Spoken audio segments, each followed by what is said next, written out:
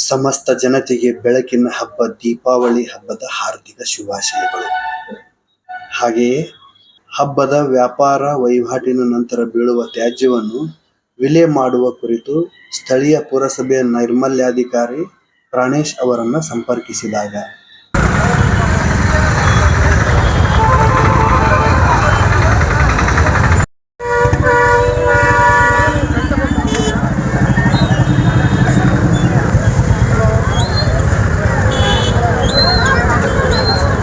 Sir, ಬೆಳಕಿನ ಹಬ್ಬ ದೀಪಾವಳಿ ನಿನ್ನೆ ಅಮಾವಾಸ್ಯೆ ಆಗಿದೆ, ಇವತ್ತು ಬಲಿಪಾಡ್ಯಮಿ. ಸೊ ಇದು ಏನು ಒಂದು ವ್ಯಾಪಾರ ವಹಿವಾಟು ಆದಮೇಲೆ ಏನು ಕಸ ಬೀಳುತ್ತಲ್ಲ, ಅದನ್ನು ಹೇಗೆ ವಿಲೆ ಮಾಡ್ತೀರಾ ತಾವು? ಪ್ರತಿನಿತ್ಯ ನಮ್ಮ ಪೌರ ಕಾರ್ಮಿಕರ ಸಹಕಾರದೊಂದಿಗೆ ಮತ್ತು ನಮ್ಮ ಪುರಸಭೆಯ ವಾಹನಗಳೊಂದಿಗೆ ಪ್ರತಿನಿತ್ಯ ಮಾಡ್ತಾ ಇರ್ತೀವಿ. ಇವತ್ತು ಬೆಳಕಿನ ಹಬ್ಬ ಮುಗಿದಿರೋದ್ರಿಂದ ನಿನ್ನೆ ವ್ಯಾಪಾರ ವಹಿವಾಟು ಮಾಡಿರುವ ಸಾರ್ವಜನಿಕರು ಮತ್ತು ವ್ಯಾಪಾರಸ್ಥರು ತಮ್ಮ ವ್ಯಾಪಾರ ಮಾಡಿ ಉಳಿದ ವೇಸ್ಟನ್ನು ಇಲ್ಲೇ ಬಿಟ್ಟು ಹೋಗಿರ್ತಾರೆ.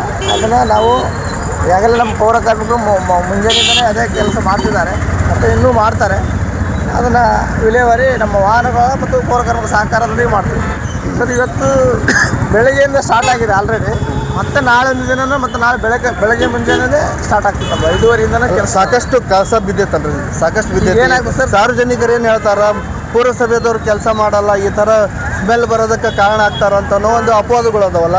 ಅದು ಒಪ್ಪಿದೆ ಸರ್. ಈಗ ಆಲ್ರೆಡಿ ನಾವು ಮಾಡಿದ್ದೇವೆ. ಇವತ್ತು ಕೂಡ ವ್ಯಾಪಾರ ಮಾಡಿದ್ದಾರೆ ಜನರು ಸರ್. ನಾಳೆ ಬೆಳಗ್ಗೆ ಮುಂಜಾನೆಯಿಂದ ಸ್ಟಾರ್ಟ್ ಆಗ್ತದೆ. ನಾಳೆ ಮುಂಜಾನೆಯಿಂದ ಇವತ್ತು ಮತ್ತೆ ಟ್ರಾಫಿಕ್ ಆಗುತ್ತೆ. ನಾವು ತುಂಬ್ಕೊಂತ ತೊಗೊಂಡಾಗಲ್ಲ, ಹಬ್ಬದ ಸಮಸ್ಯೆ ಆಗ್ಬಾರ್ದು ಅಂತ ಮಾಡ್ತೀವಿ ಸರ್. ಇದು ಬಸವೇಶ್ವರ ಸರ್ಕಲಿಂದ ಈ ನಮ್ಮ ಪುರಸಭೆಗೆ ಹೋಗುವ ದಾರಿ ಎಲ್ಲ ಕ್ಲೀನ್ ಆಗಿದೆ.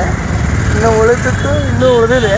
ಅದನ್ನು ನಾಳೆ ಬೆಳಕರಿಯೋದ್ರೊಳಗಾಗಿ ಅಥವಾ ನಾಳೆ 12 ಗಂಟೆ ಒಳಗಾಗಿ ಎಲ್ಲ ಸ್ವಚ್ಛತೆ ಕ್ಲಿಯರ್ ಆಗ್ತದೆ ಸರ್.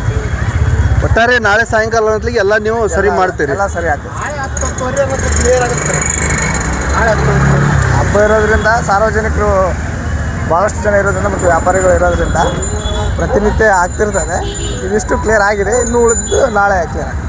ಇದರೊಳಗೆ ಸಾರ್ವಜನಿಕರ ಪಾತ್ರ ಐತಂತೀರಾ? ಅಂದರೆ ಕಸ ಸರ್, ಖಂಡಿತ. ಈ ಸಾರ್ವಜನಿಕರೇ ಮುಖ್ಯ.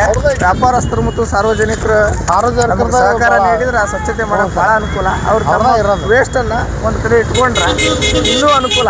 ನಮ್ಮ ಪ್ರತಿ ವಸ್ತು ಒಯ್ಯೋದಕ್ಕಿಂತ ನಮ್ಮ ವಾಹನ ಬಂದಾಗ ಅದಕ್ಕೆ ಕೊಟ್ಬಿಟ್ರಂತೂ ಕೂಡ ಮತ್ತಷ್ಟು ಅನುಕೂಲ ಆಗುತ್ತೆ. ನಮ್ಮ ಪುರಸಭೆ ಸಿಬ್ಬಂದಿಗೆ ಒಂದು ಸ್ವಲ್ಪ ಹೊರೆ ಕಡಿಮೆ ಆಗುತ್ತೆ ಮತ್ತು ಸ್ವಚ್ಛತೆಯೂ ಇರ್ತದೆ.